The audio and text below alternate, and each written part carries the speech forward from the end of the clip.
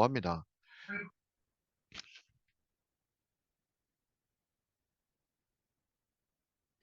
예, 그랬다가 이제 바레라고 하는 이 바레 정권이 이제 쿠데타로 정권을 잡고요.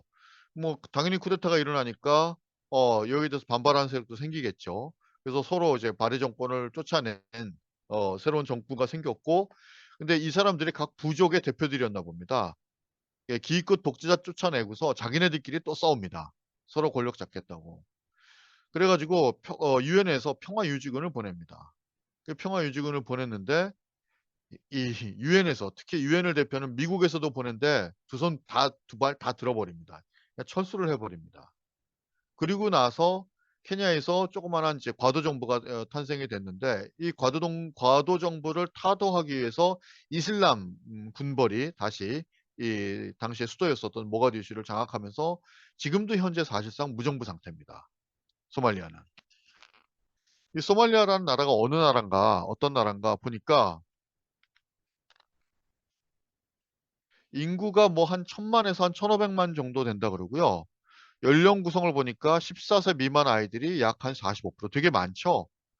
예. 그다음에 뭐 60세 이하가 50%, 65세 이상이 2.5%. 그러니까 뭐냐면 노인들이 거의 없습니다. 그 얘기는 뭐냐면 65세 이상 살 가능성이 대단히 적은 나라입니다, 이 나라는. 그전에 죽는다고 보시면 됩니다. 그 영아 사망률이 그러니까 평균 수명이 50세고요. 그래서 영아 사망률이 10%입니다. 10%. 예. 10명 태우면 1명이 죽습니다. 이게 얼마나 많이 죽습니까, 이게. GDP는 뭐 1년에 600달러, 뭐 상당히 적죠. 종교를 보시면 대다수가 이제 무슬림입니다. 예, 수니파. 우리 지난번에 수니파, 시아파 했지 않습니까? 수니파. 민족 구성은 되게 독특한 게 거의 단일 민족에 가깝습니다. 소말리 민족이라고 하는. 예, 거기가 이제 85%고 반투하고 소수 민족이 15% 정도 된다고 합니다. 앞에 잠깐 말씀드렸지만 이 내전 때문에 이 하도 이제 내전은 제가 다시 한번 또 구체적으로 말씀을 드리겠습니다. 이 내전 때문에 이 소말리아 국민들이 전부 다 자기 나라를 떠나는데 그게 한 150만 명 정도 자기 나라를 좀 떠나고 있습니다. 150만 명이면 아마 한 대전 정도 되지 않을까요? 대전 인구 되지 않습니까? 150만 명이면 제가 정확하게 잘 모르겠지만 그 정도 되는 걸로 알고 있는데 그래서 보니까 케냐에 30만 명, 뭐 예멘에 16만 명, 뭐 에티오피아에 5만 명, 영국에 3만, 네덜란드 만, 뭐 이런 식으로 전 세계에 이제 내전 이 난민들을 발생하고 있는 그런 나라입니다. 우리나라에서도 이게 이 모가디슈라는 영화가 나왔습니다. 바로 이 소말리아의 내전 상태, 이 무정부 상태를 갖다가 모티브를 삼아가지고 나온 영화가 이 모가디슈라는 영화입니다. 이 모가디슈가 소말리아의 수도입니다. 어, 근데 이때 예, 우리나라 외교관들이 있었지 않습니까? 이 외교관들이 가 있었었는데 이 소말리아가 내전이다 보니까 정말 뭐 어떻게 뭐 방법이 없는 겁니다. 그래서 이제 철수를 해야 되는데 그 시기를 놓쳤나 봅니다. 시기를. 그런데 이게 실화라 그러더라고요. 그래가지고 전기도 끊기고 먹을 것도 없고 그래가지고 북한 대사관 이게 우리하고 북한하고 둘 다 수교를 맺고 있었던 국가였나 봅니다. 그래가지고 북한 대사관이 이 남한 대사관에다 요청을 해가지고 이 사람들이랑 같이 탈출하는 예, 그런 내용이 영화가 이게 모가디슈라는 영화입니다. 혹시 기회 되시면 한번 보십시오. 그게 얼마나 긴박한 상황인지 이때 당시가요. 이 남북한도 서로 원수지간이었거든요. 근데 오죽하면 이 사람들이 서로 손잡고 빨리 여기부터 탈출하자라고 할 정도로 당시에 소말리아 내전 상태는 거의 지옥이었다고 합니다. 예. 그래서 그걸 이제 영화로 해서 모티브 삼아서 한 영화인데 이제 잠깐 말씀드렸던 것처럼 2차 대전 이후에 민족하고 국경선이 이제 나뉘어 있었었고 예, 인구가 한 1,500만 정도 되는데 소말리족 그래서 약간 단일 민족이라고 보통 표현한다고 합니다. 이 공동의 선조를 둔 6개의 씨족 사이 이게 처음에는 그냥 부족들끼리 6개 큰 부족들이 있었는데 이 권력 다툼으로 이제 지네들끼리 지리고 볶고 싸우고 있다가 이게 그러다 보니까 이제 무정부 상태가 됐었었고 근데 2000년대에 이래서는 안 되겠다. 야, 우리 서로 싸우지 말고 우리끼리 손잡고서 우리 이 공동 정부를 한번 구성해 보자. 그러면 우리 6개 부족들이 싸우지 말고 그래서 공동 정부를 구성을 했는데 이게 오래 못 갑니다. 이게 우리가 알다시피 알카에다 많이 들어보셨죠? 테러 단체. 여기로부터 이제 지원을 받았었던 이슬람 법정 연대라고 하는 이 이슬람 세력이 있었습니다. 이 사람들이 이제 소말리아 남부에서 이제 세력을 키웠던 겁니다. 그리고 이들이 실제로 이 잠정 과도 정부를 갖다가 없애고 여기드가 이제 완전 장악을 하게 되고 이 소말리아 헌법에 이슬람교를 국교로 딱 지정을 해버립니다. 그리고 이슬람법과 이슬람과 율법, 샤리아와 어긋나는 어떤 법도 효력을 발휘할 수 없게끔 해놓고, 그리고 이제 개종을 거부하는 기독교인을 처형하기 시작을 합니다. 그래서 이제 시신도 막 여기저기 갖다 버리고요. 그래서 이제 나중에 이제 미국이 개입을 하는데 결국에는 미국 개입도 전부 다 이제 실패를 하게 됩니다. 예, 이게 참 참담한데, 그래서 요걸 한번 보시죠. 이거를 그래서 이 보면은 소말리아를 실패 국가라고 딱 지정합니다. 실패 국가. 이 실패 국가라는 게 무슨 얘기냐? 이게 정부가 없는 무정부 상태를 얘기를 합니다. 그래서 이들의 전쟁은 잊혀진 전쟁. 그러니까 얼마나 죽었는지 뭐 이제 관심도 없어져 버렸다라는 거죠. 쉽게 말하면. 잠깐 앞에서 말씀드린 것처럼 이 분쟁의 시초가 누구냐? 이 바레 정권이 이 쿠데타로 인해서 정권을 잡고 이네들이 자기네들 부족 이외에는 전부 다 차별을 했거든요. 그러니까 여기에 당연히 불만이 생겼겠죠. 그게 1969년도 쿠데타로 짓거나 이 바레 대통령이 자기네들 부족에게만 권력을 집중하고 다른 부족들은 정치에서 배제를 하고, 그러니까 한 30년 뒤 91년도에 이 불만을 가진 정치 세력들이 소말리아 연합을 결성을 합니다. 그래가지고 이 쫓아냅니다.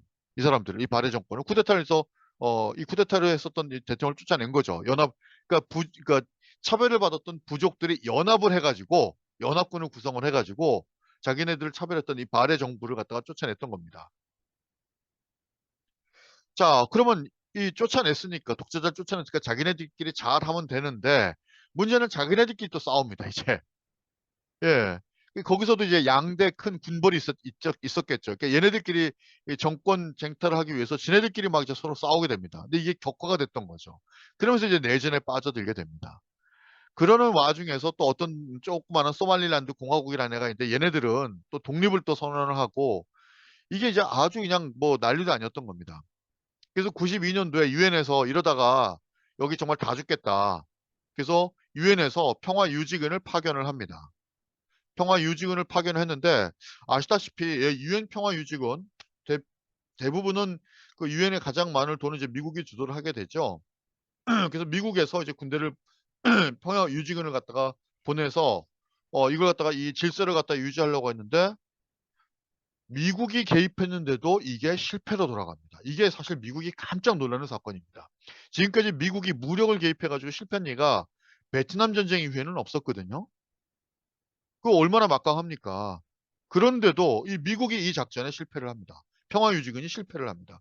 그래서 그게 얼마나 충격이었는지 그걸 영화로 만듭니다. 예. 혹시 영화 이거 보신 분도 계실지 모르겠지만 영화 블랙호크 다운이라는 영화가 있습니다. 이 전투에서 베트남전 이후에 최대 사상자를 냈었던 전투가 이 모가디슈 전투인데 이걸 영화로 한 겁니다. 이 블랙호크라고 하는 게 미국이 자랑하는 헬리콥터입니다. 여기 이제 기관총을 달고 기관총을 난사하면서 이 전투력이 어마어마한 그런 무기거든요.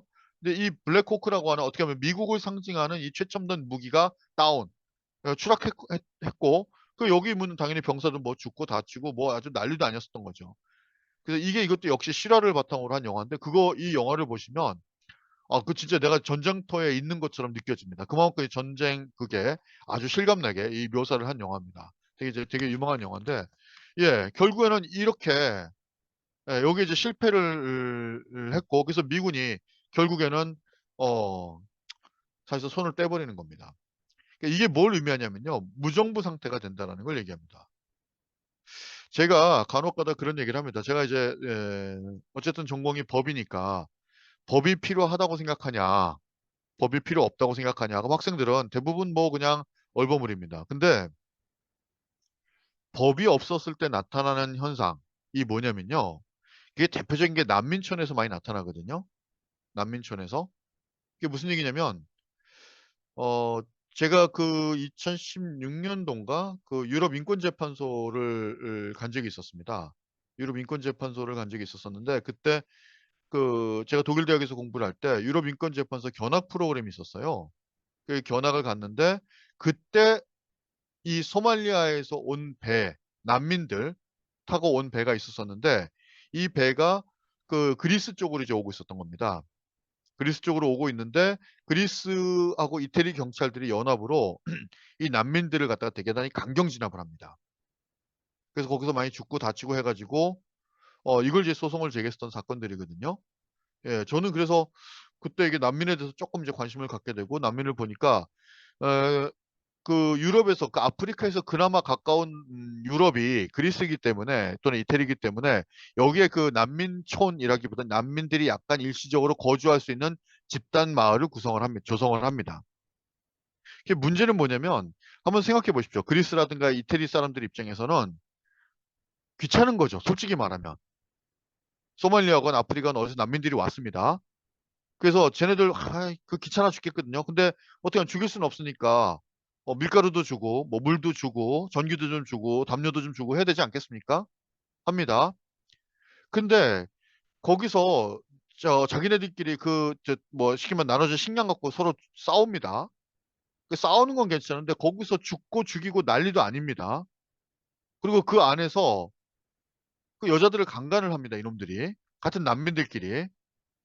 자, 그러면 나쁜 놈들이죠. 그럼 거기다가 그걸 난민들이 얘기했었을 때 과연 이태리 경찰이 그래? 이런 나쁜 놈 하고서 공권력의 무서움을 알려주마라고 해서 정말 제대로 수사해가지고 그때 그 살인을 했거나 폭행을 했거나 또는 강간했던 그 범죄자를 갖다가 정말 끝까지 단죄를 해가 찾아가지고 단죄를 할까요? 걔네들은 쉽게 말하면 이태리 사람으로 또는 그리스 사람으로 등록도 안 돼 있고 어?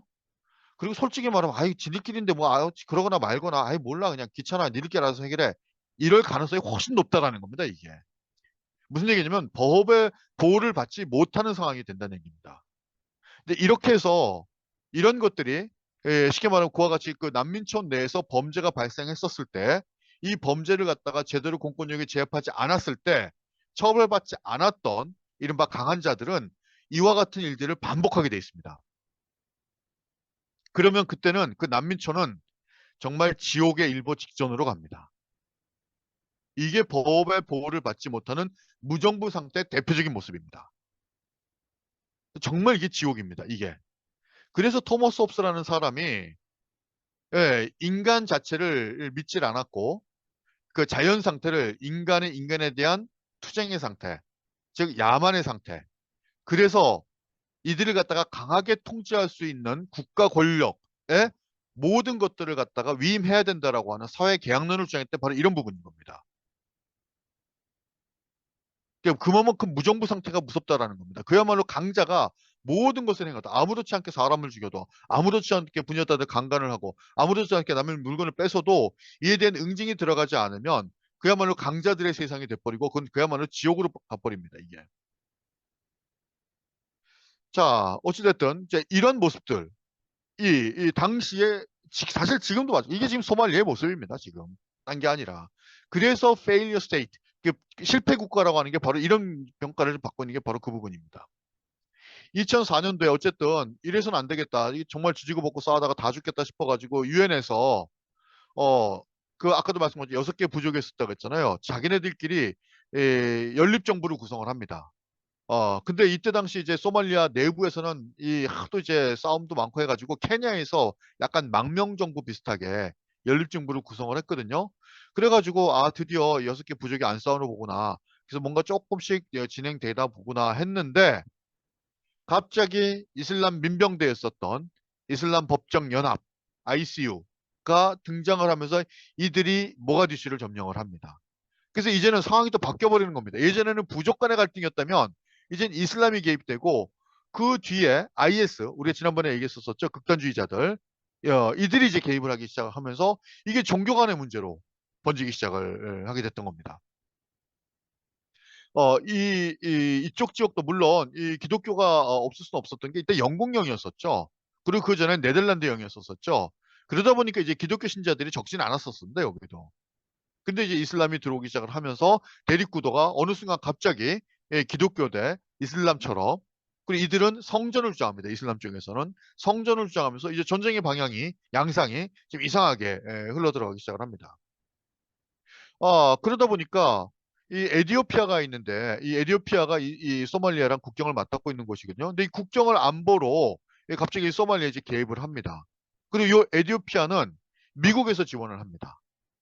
미국에서. 왜냐면 이 이슬람 법정 연합이 뒤에 테러 조직인 알카에다가 있었다고 믿었거든요. 알카에다. 이 알카에다는 우리가 알다시피 9.11 테러와 다 연관되어 있는 조직이라고 봤었기 때문에 미국에서는 이건 안 된다고 해가지고 에디오피아를 지원해서 에디오피아가 이제는 이 소말리아에다가 개입을 하게끔, 그리고 아프리카에도 아프리카 평화 유지군이 있습니다. 우리 유엔 평화 유지군처럼. 예. 그래서 이 아프리카 평화 유지군이 여기에 개입을 해가지고 이 이슬람 정부가 이슬람 법정 연합이 거의 이제 붕괴되는 걸로 이제 그렇게 가는 걸로 생각을 했었습니다. 근데 이게 참 끈질깁니다. 그래서 이슬람 법정연합이 무너지는가 했더니 그랬더니 이제 얘네들이 게릴라로 이제 바꿉니다. 게릴라를 바꾸고 여기에 이제 극단주의적인 극단주의적인 알 샤바브가 이제 새로 또 등장을 이제 하게 됩니다. 그래서 지금까지도 이제 지지고 볶고 이제 지금 현재 그런 상황으로 되어 있는 겁니다. 예. 그래서 이제 여기에 이제 IS가 아까 말씀드린 것처럼 IS나 알샤바브가 들어가면서 냉전은 더 이상 이제 종식되기 어려운 상황으로 가고 있고, 이 극단주의자들은 당연히 이 소말리아 땅 위에 이슬람 국가를 건설을 목표로 한다라고 하면서 그 정부 고위급 인사들이라든가 이런 사람들이라는 테러를 이제 하기 시작을 하는 겁니다. 그러면 생각해 보십시오. 지금 정부는 이슬람이다 아니다 지지고 볶고 싸우고 있죠. 거의 무정부 상태죠. 그러면 여기서 이 국민들은 어떻게 먹고 삽니까? 먹고 살 게 없죠. 그나마 소말리아가 그쪽 바다를 접하고 있어가지고 어업이 발달했습니다. 근데 이 내전을 하면서 그리고 이쪽에 이게 산업 쓰레기들이 그렇게 많이 온답니다. 이게. 그럼 그걸 치워주거나 해가지고 이 어업을 할 수 있어야 되는데 이게 그 쓰레기 때문에 어업을 할 수가 없다 그럽니다. 그게 또 나쁜 게 여기가 그래도 물고기들이 좀 많이 잡히는 지역인가 봅니다. 물고기가 많이 잡히는 지역인데 이게 무정부 상태지 않습니까? 그럼 만약에 우리도 맨날 그렇잖아요. 우리 왜 서해안에 맨날 중국 어선들이 오면 우리 해경들이 가가지고 납포도 하고 벌금도 매기고 해서 못 오게 해줘야 되잖아요. 이런 걸 할 수 있는 이 공권력이 없는 겁니다. 그래서 외국의 어선들이 와가지고 여기 어족장을 싹쓸이를 해버립니다. 그러니까 가뜩이나 먹고 살기 힘들어 죽겠는데 이 소말리아 이 어부들이 당연히 화가 안 나겠습니까? 해안가에는 쓰레기들이 있죠. 외국의 어선들은 어? 어족장들 다 싹쓸이하고 있죠. 그러면 우리 이 소말리아 해경이라든가 군대는 이걸 보호해줘야 되는데 자기네들끼리 싸우고 있죠. 그러니까 그러면 우리가 저놈들과 뺏어 먹자라고 하면서 해적이 돼버리는 겁니다, 이게. 그래서 젊은 애들의 가장 큰 꿈이 이게 해적이 되는 겁니다, 해적이. 문제는 그런데 거기에 우리나라 어선도 당한 겁니다, 이게. 우리나라도. 예. 그게 이제 청해 사건으로 이제 되는 거죠. 그러니까 잠깐 말씀드린 것처럼 이 소말리아 법정 연대라는 게 뭐냐? 91년도 바레 정권이 군사 쿠데타로 축출된 이후에 15년 동안 정부가 존재하지 않았고 그 사이에 이 부족의 대표하는 군벌들이 서로 나눠서 통치하다가 그 사이에 무정부 상태를 이용해서 이슬람 세력이 11개의 이슬람 군벌들이 모여가지고 연합체를 구성을 했고 이슬람 율법인 샤리아에 의해서 통치를 목표로 한다 그러고 그러면서 여기에 이제 미국이 갑자기 개입해가지고 대테러 막겠다고 하면서 이제 싸우면서 이제 사건이 커졌던 겁니다. 이게 다. 근데 정작 요 이슬람 쪽에서는 와가지고 그 치안 같은 걸 확실하게 잡다 보니까 그래도 국가의 모습을 어느 정도 보여주다 보니까 그것도 사람들한테 지지를 받았다고 하더라고요. 하도 무정부였었으니까. 예, 그래서 방금 말씀드린 이제 그 내용입니다. 이게 소말리아 국민들의 이제 99.8%가 수니파 이슬람 교도가 되고 0.1%가 이제 기독교, 0.1% 이제 민간 신앙, 그리고 이제 젊은이들 사이에서는 해적이 가장 선망하는 직업이 돼버렸고, 예, 그래서 아덴만 이제 요충지인데 외국 선원들이 이제 참치라든가 새우라든가 바닷가재를 갖다가 뭐 연간 3억 달러어치를 갖다가 싹쓸이해서 이제 가난한 어부들은 이제 해적으로 돌아서 버리게 되는 이제 그런 과정들을 이제 쭉 보여드린 겁니다. 그래서 이제 여기 우리 그 3호 주올리오 사건입니다. 이게 우리나라에서 아덴만에서 우리나라 배가 이제 납포가 되다 보니까 안 되겠다라고 해가지고 당시에 이명박 대통령이 청해부대라고 하는 미군, 이제 우리 해군 특수부대를 보냅니다. 그래서 거기서 이제 해적 8명을 사살을 하고 5명을 생포를 하고 인질 21명을 전원을 구출을 하게 되는 그런 사건이 있었습니다. 요 이제 그 그때 당시 요 상황 자체로는 아, 그래도 우리 이 선원들이 무사해서 다행이다. 요 석혜군 선장인가요? 이분이 배에 총상을 입었었는데 우리나라 또 그 이국정 교수님인가요? 한때 좀 유명하셨죠? 그분이 또 이게 수술을 성공을 해가지고 이제 살려내고 이제 그런 약간 드라마틱한 이게 제가 알기로는 뭐 영화화로 된 걸로 알고 있는데 예 어쨌든 이런 일이 있었는데 이게 참 한편은 되게 씁쓸하죠. 우리 입장에서는 아 그래 해적으로부터 우리 교민들을 보호를 했으니까 우리 국민들을 보호했으니까 다행이다라고 하지만 요 내막을 또 들어보면 저렇게 해적으로 몰릴 수밖에 없었던 당시 소말리아의 국민들, 어부들의 입장은 참 안타까운 현실이 아닌가. 그리고 그 안에는 이와 같이 이 종교 간의 갈등도 큰 몫을 차지하고 있다라는 부분, 예, 그게 참 씁쓸한 현실인 것 같습니다. 예, 제가 또 하나 이제 준비한 건데요. 이번엔 이제 힌두교와 이슬람교의 갈등입니다. 참, 안 싸우는 종교가 없죠, 스님. 예?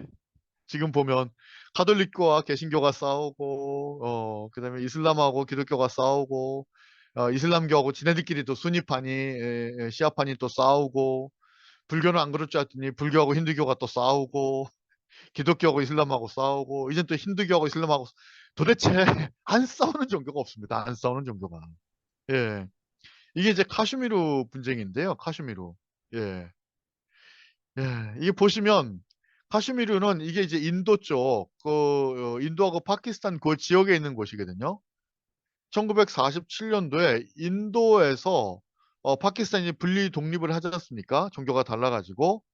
그런데 이 카슈미르 지역인데 이게 딱 국경 지역에 있었습니다. 얘네가.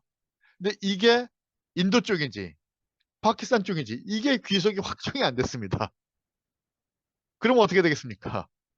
그러면 당연히 인도는 그거 우리 땅이라고 얘기할 거고 파키스탄은 야, 그거 우리 땅이라고 싸우겠죠. 그 문제는 여기도 보니까 인도 쪽에 가까운 힌두교도 있고 무슬림에 가까운 파키스탄에 가까운 무슬림도 있는 겁니다. 이게 지금. 이게 북서부하고 남동부하고 있는데 북서부는 파키스탄령이고 남서부는 인도령이고 이 카슈미르 지역 주고서. 근데 이 카슈미르 지역의 그 종교를 보니까 77%가 무슬림입니다. 그리고 20%가 힌두교고요. 3%가 불교하고 시크교라고 합니다. 하여튼 이게 종교가 다양하고 특히 가장 대표적인 무슬림하고 힌두교가 서로 이제 대립하게 되면서 나타났던 사건들입니다. 근데 보시면 아시겠지만 제가 앞에서 보셨던 것처럼 77%가 무슬림이라고 했었죠. 그러면 당연히 국민들은 어디로 가길 원하겠습니까? 당연히 같은 이슬람이 파키스탄 가겠다고 하겠죠. 예, 파키스탄을 가고자 싶었는데 지도자가 힌두교입니다. 그래가지고 야 우리는 인도로 갈 거야라고 결정해버린 겁니다. 그러니까 77%의 국민이 반대하는데 예, 지도자가 힌두교여가지고 인도령으로 이제 편입을 결정을 합니다. 당연히 뭐 하겠습니까? 전쟁하겠죠 뭐. 그래서 1차 전쟁, 2차 전쟁, 3차 전쟁까지 예 그렇게 됐던 겁니다. 그러니까 1970년대부터 이 충돌이 발생을 하게 되는데 89년도부터 2003년도까지 그러니까 얼마 아닙니다 이게. 그때까지도 사망자가 4만 명, 난민 35만 명. 이제 하도 많이 죽으니까요. 4만 명은 이제 좀 애교로 보이지 않습니까, 스님? 이게 이제 하도 많이 종교 갖고 싸우고 죽으니까 이게 그냥 감이 없습니다. 이제 4만 명은 아유 야 앞에 보면 뭐 덜 죽었네. 그래도 이제 이 정도 생각이 들 정도로 이게 엄청나게 많은 사람들이 계속 죽고 다치고 이제 하는 겁니다, 지금. 어쨌든 2021년도에 양국은 이제 정전협정을 이제 체결을 하고 외교적으로 서로 싸우지 않게끔 하고 이제 그럼에도 불구하고 수시로 그 지역에서는 다툼이 계속 끊이지 않고 있다고 합니다. 예. 그래서 요게 그 관련된 부분인데요. 예. 요런 배경에는 이제 이슬람과 파키스탄의 갈등, 즉 이슬람 쪽에 있는 이 청년들이 와서 이와 같은 이제 무지막지한 이제 테러를 이제 했었던 거죠. 자, 그래서 요게 2008년도 11월입니다. 뭄바이에서 테러가 발생했고 190명 넘게 죽고 인도는 파키스탄을 갖다 배후로 지목을 합니다. 그리고 파키스탄은 정전협정을 위반하고 또 인도에 또 발포를 합니다. 그리고 이슬람 무장 조직 테러로 군인 8명 이상이 또 사망을 하고 또 인도군 7명 죽고 이와 같이 자산 폭발 테러로 경찰 40명 죽고 그래서 인도가 아예 그냥 공군으로 그냥 또 공습을 해버리고 2019년도까지 파키스탄 공군이 이번에는 인도 공군기를 2대를 보십시오. 2019년도 지금도 싸우고 있습니다. 사실 또 언제 어디서 또 어떻게 터질지 모릅니다. 예, 이게 지금 인도와 파키스탄의 분쟁입니다. 이것도 참 하나의 또 에피소드인데요. 제 처가 강원도 고성에 저랑 같이 그 국회 연수원에 제가 있었을 때 그 강원도 고성에 그 경동대학교가 있습니다. 그 경동대학교는 이제 외국 학생들로만 구성되어 있는 국제 캠퍼스거든요. 근데 제 처도 인도나 파키스탄이나 스리랑카 구분을 잘 못하는 겁니다. 뭐 그러겠죠. 우리가 관심 갖지 않으면 잘 모르겠죠. 근데 그 기숙사에 있다 보니까 같이 있을 거 아닙니까? 하루가 멀다 하고 경찰차가 옵니다. 하루가 멀다 하고. 그 뭔가 봤더니 이 인도 애들하고 파키스탄하고 맨날 지지고 볶고 싸우고 그래가지고 소실히 경찰이 오는 겁니다. 그게 와이프는 내막을 모르면 아니 인도 놈이나 파키스탄 놈이나 다 똑같은 놈들인데 왜 싸운지 모르겠다라는 거죠. 그러니까 이게 유학까지 와서도 그네들의 그 종교로 인한 이 갈등, 이 앙금들이 고스란히 남아 있는 거를 이제 확인할 수가 있었던 겁니다. 이게. 예. 그래서 그게 이제 방금 말씀드린 인도 파키스탄의 사건입니다. 무섭죠? 핵무기까지 만듭니다. 종교가 다르고 종교 간의 갈등이. 예. 뭐 제가 일단 준비한 거는 여기까지고요.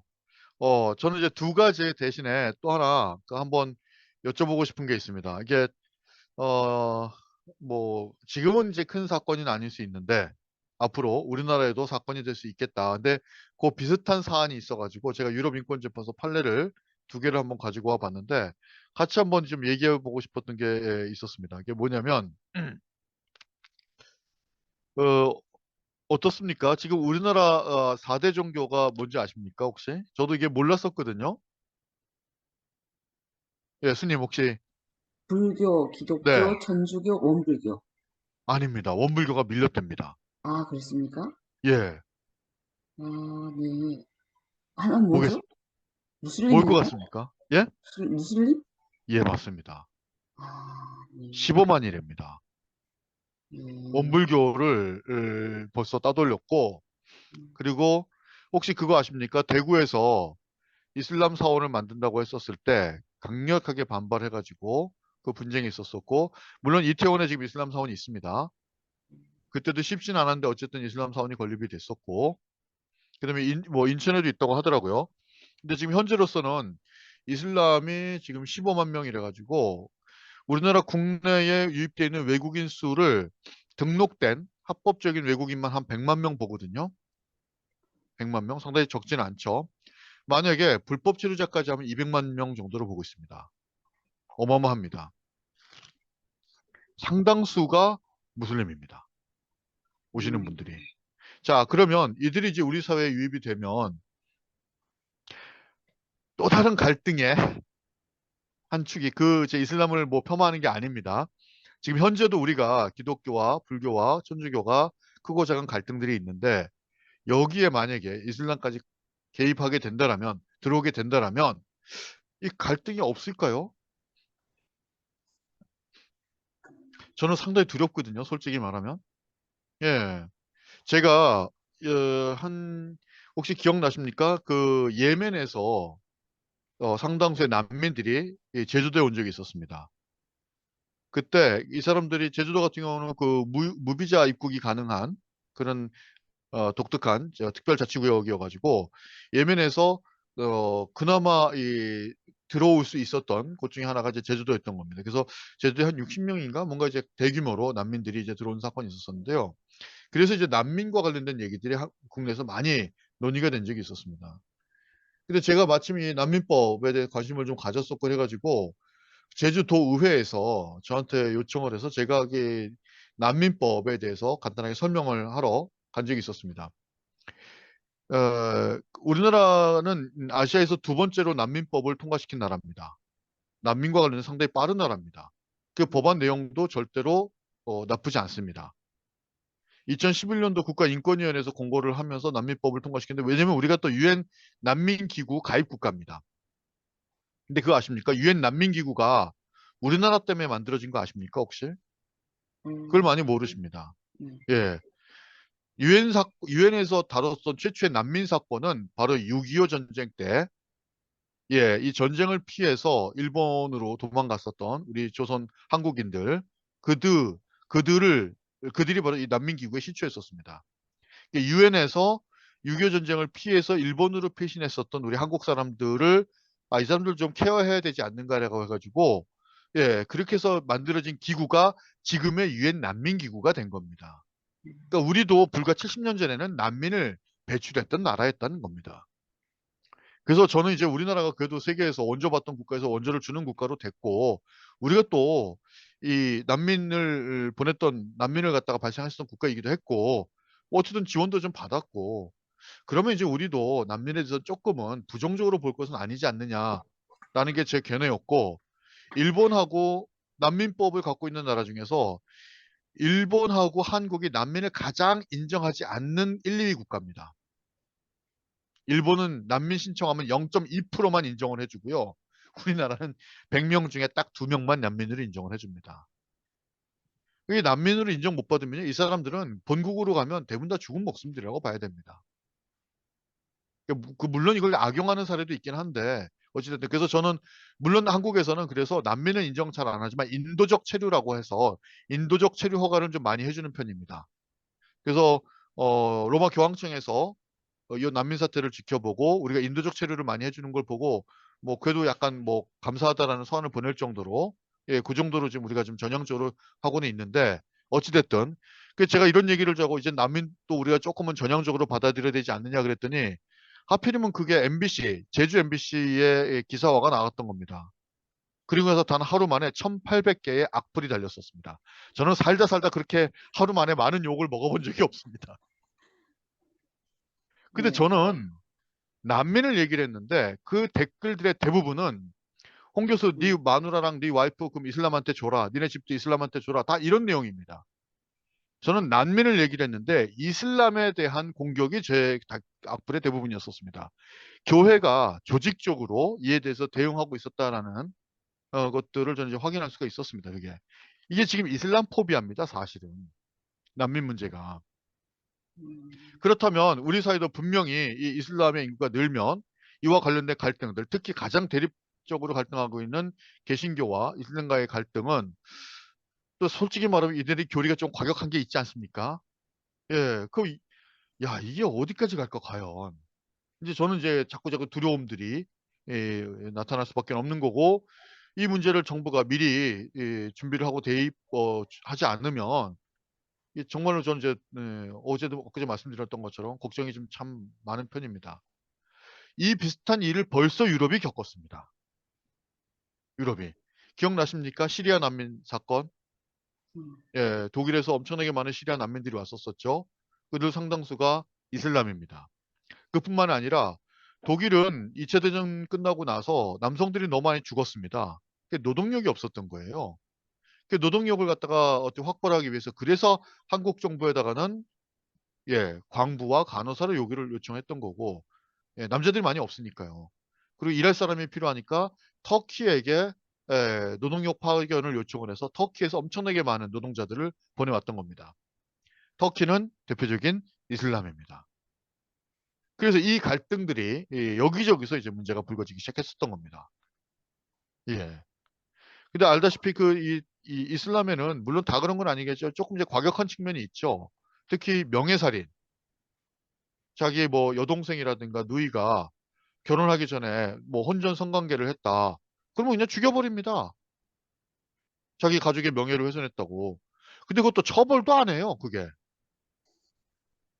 예. 그러니까 독일 정부에서는 그런 일이 발생하면 당연히 처벌할 수밖에 없겠죠, 살인죄로.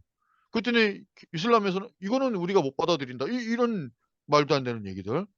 그다음에 독일은 사립학교가 없습니다.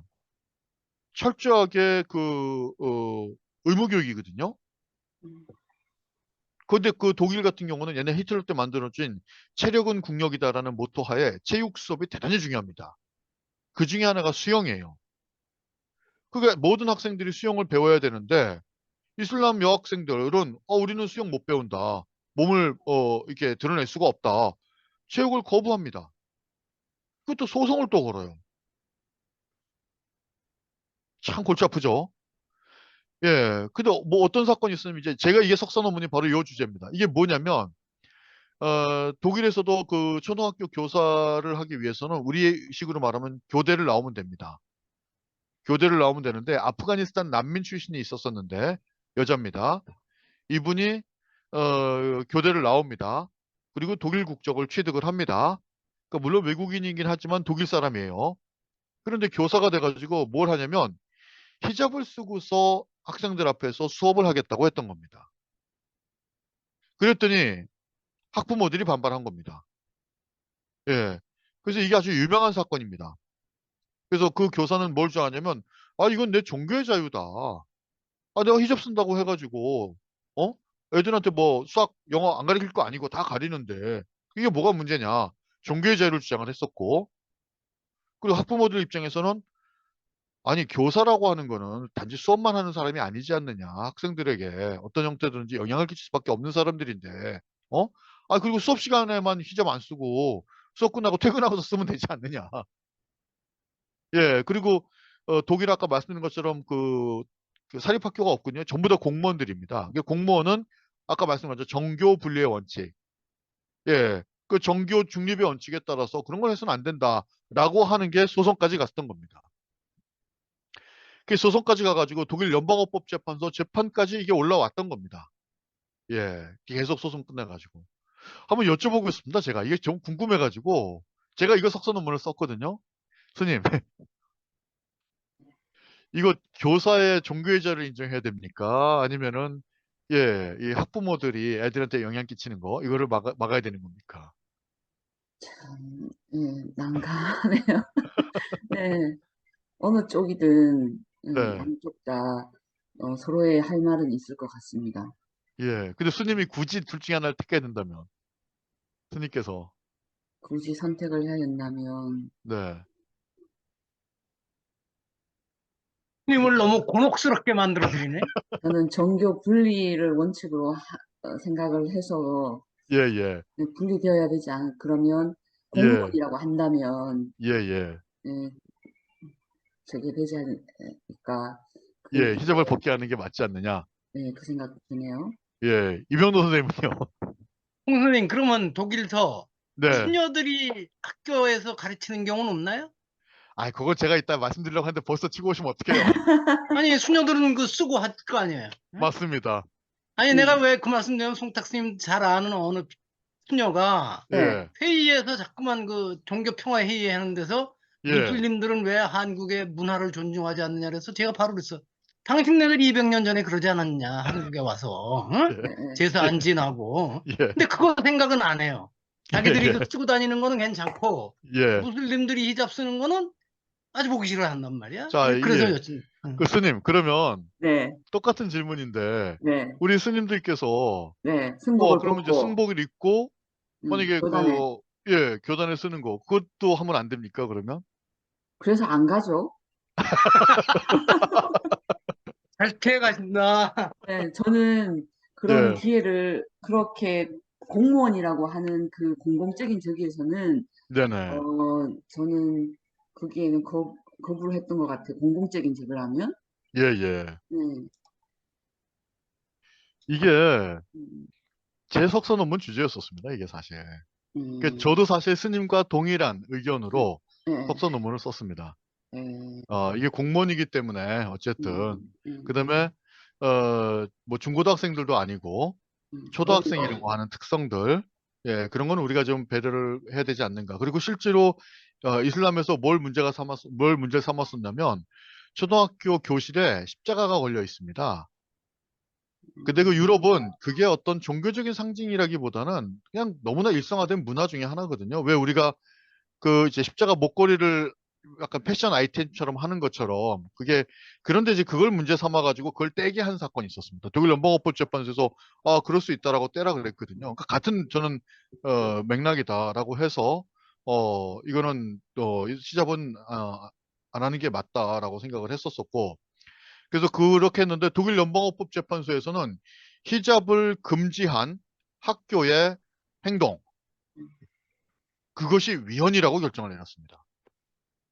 히잡을 벗게 할 수 없다라는 거죠.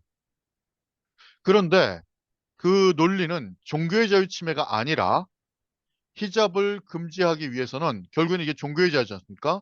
종교의 자유를 제한하기 위해서는 법률로 제한을 해야 되는데 히잡을 금지할 수 있는 법률이 없기 때문에 법적 근거 없이 히잡을 금지한 학교의 처분은 헌법에 위반된다라고 했던 겁니다. 그랬더니 재밌는 일이 발생을 했습니다. 독일의 16개 주 정부 교육부에서 전부 다 히잡을 금지하는 법안을 만들어냅니다. 결국에는 히잡을 못 씁니다. 결국에는. 법률의 근거가 있으니까. 그 법률은 국민들의 대표가 국민들의 의사를 반영을 해서 그런 법을 만들었으니까. 저는 야 이게 우리나라는 과연 안 일어날까? 안 일어날 수 있다고 과연 확답할 수 있을까? 라는 생각을 해보게 됐던 겁니다. 자, 비슷한 사례가 터키에서도 있었습니다. 터키. 참 재밌는 게요.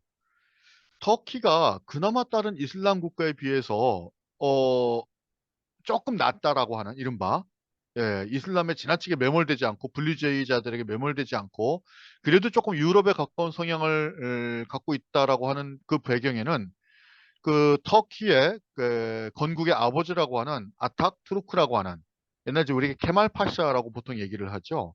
근데 케말 파샤는 그게 아마 제가 알기로 무슨 관직 이름이었나 봅니다. 그 터키어로. 근데 어쨌든 아타투르크라고 하는 이 터키인들이 가장 존경하는 사람인데요. 이 사람이 참 선각자였던 게 철저하게 정교 분리를 헌법에 명시합니다. 이슬람임에도 불구하고 오슬람 투르크 제국 그였음에도 불구하고 터키를 건국할 때 철저하게 세속주의를 갖다가 이 성조 이 성속이 아니고 성이 아니고 완전 히 세속주의를 갖다가 저걸 합니다. 철저한 정교 분리를 강조를 합니다.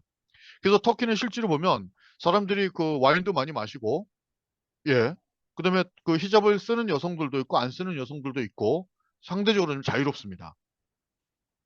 그런데 어떤 일이 있었었냐면 이슬람 이스탄불 대학이 있거든요. 이제 터키 수도가 이스탄불인데 여기 같은 경우는 국립대학입니다.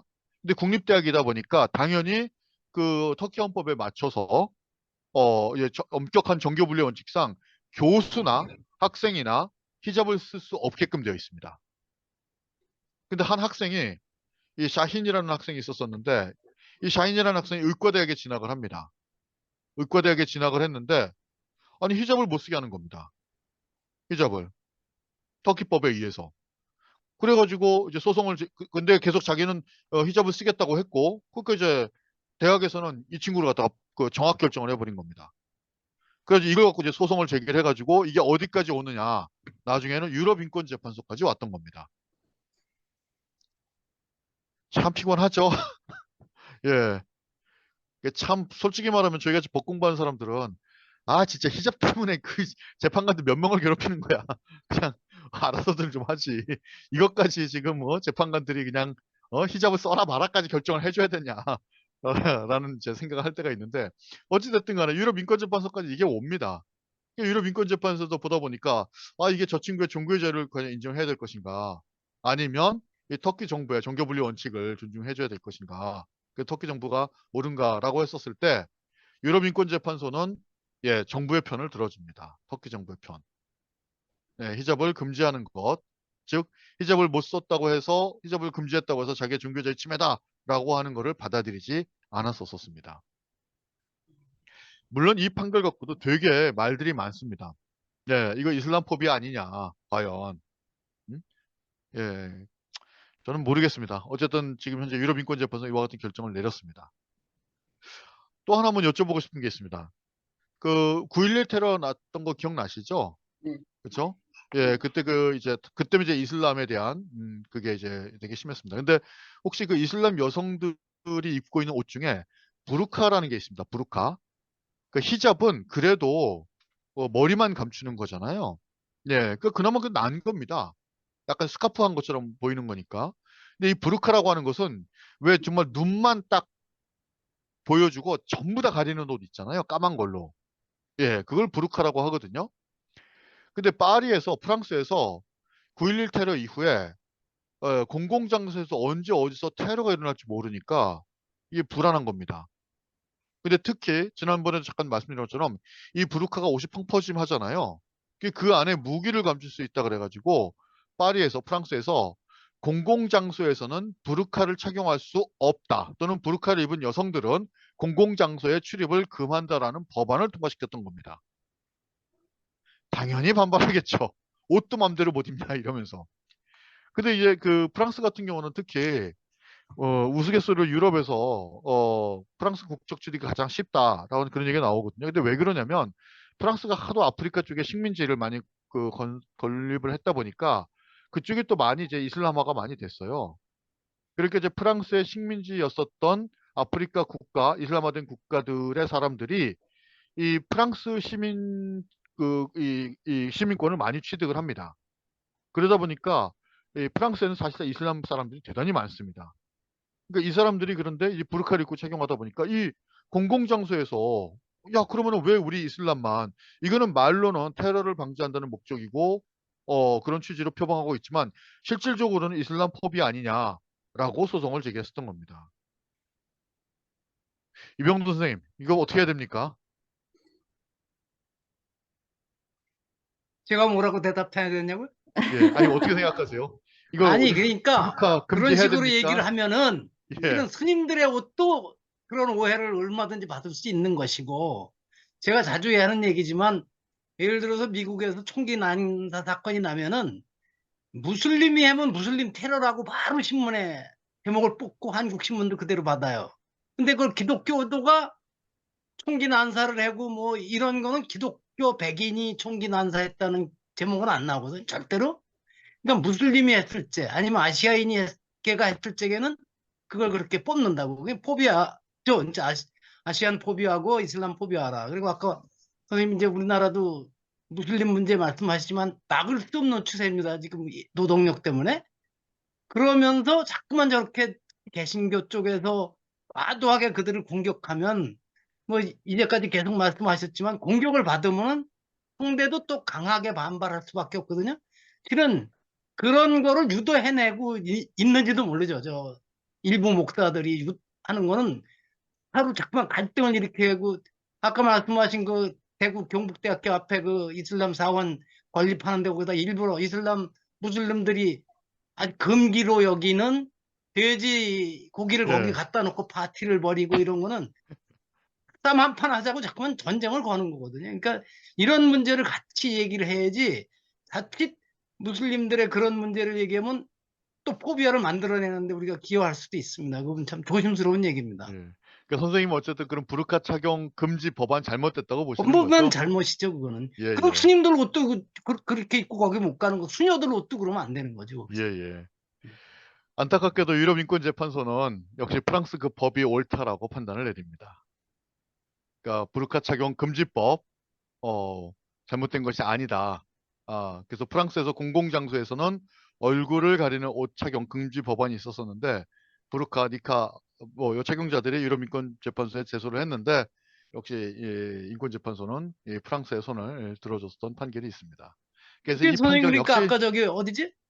그 예, 터키. 터키 터키 그 판결하고도 같이 연결돼서 같은 유럽 인권재판소도 예, 예. 매우 편향적이다 하는 생각이 난 또 좀 들어요. 들 수 있습니다. 예, 예. 예. 그래서 이 판결은 지금도 계속 회자가 되고 있습니다. 그래서 아까 제가 말씀드렸던 것처럼 이 히잡을 쓴 선생님 사건, 독일에서, 음. 그다음에 터키에서의 히잡을 썼었던 그 의대생, 여학생 사건, 그다음에 이제 부르카 착용 금지법, 이런 것들이 계속 그 누적되고 있는 게 지금의 현실입니다. 유럽에서. 예, 저는 이게 지금은 이런 작은 사건이지만 이게 만약에 누적되고 누적돼서 컸었을 때는 우리가 앞에서 봤던 가장 극단적이었었던 핵무기까지도 서로를 향해서 개발하는 그런 것이 나오지 않을까. 이게 참 그래서 걱정입니다. 예. 요 대안 뭐 제가 사실 그 어제 스님께서도 말씀하셨던 것처럼 과연 대안이 있느냐, 요거를 뭐 해결할 수 있는 방법이 있느냐. 아유, 뭐 제가 그렇게까지 뭐 그 대안까지 찾을 수가 있었겠습니까? 다만 저런 건 있을 수는 있겠죠. 이 다민족 국가, 요 다인종, 요거를 갖다가 상당히 잘 해결하는 국가, 뭐 지난번에 제가 이병도 선생님이랑 같이 얘기했습니다. 여기 대표적인 나라가 참 재밌게 싱가포르이더라고요. 예, 그 제가 요거, 파일은 넣지 못했는데, 요거까지 다 넣어서 제가 따로 제출하겠습니다. 이게 싱가포르 보니까요, 종교의 자유, 그 다음에 인종별 고유한 전통 문화, 요거를 싱가포르는 법으로 보장을 하고 있습니다. 아예. 그래서 그 보니까 그 싱가포르 종교 구성이요. 불교가 33%, 그 다음에 기독교가 한 18.3%, 그 다음에 이슬람이 14%, 무교가 17%, 도교가 10%, 뭐 힌두교가 5%, 기타가 7%. 그러니까 온갖 잡다한 종교들이 다 있죠. 보면은 골고루 있습니다. 근데 놀랍게도 이 종교별로 이 종교가 갖고 있는 모든 명절들을 전부 다 국가 공휴일로 지정했습니다. 그러니까 우리 같이 뭐 석가탄신일 또는 기독교 어떤 성탄일 요것만 한 게 아니라 이 7개인가 8개 종교가 갖고 있는 모든 그 어떤 그 명절이라든가 그 기념일들을 다 그냥 국경일로 지정을 해줬습니다. 동등하게. 예. 그러니까 싸울 게 별로 없겠죠. 그리고 이 다문화 교육 있죠. 다종교 교육. 이거를 유치원 때부터 시작을 합니다. 유치원 때부터.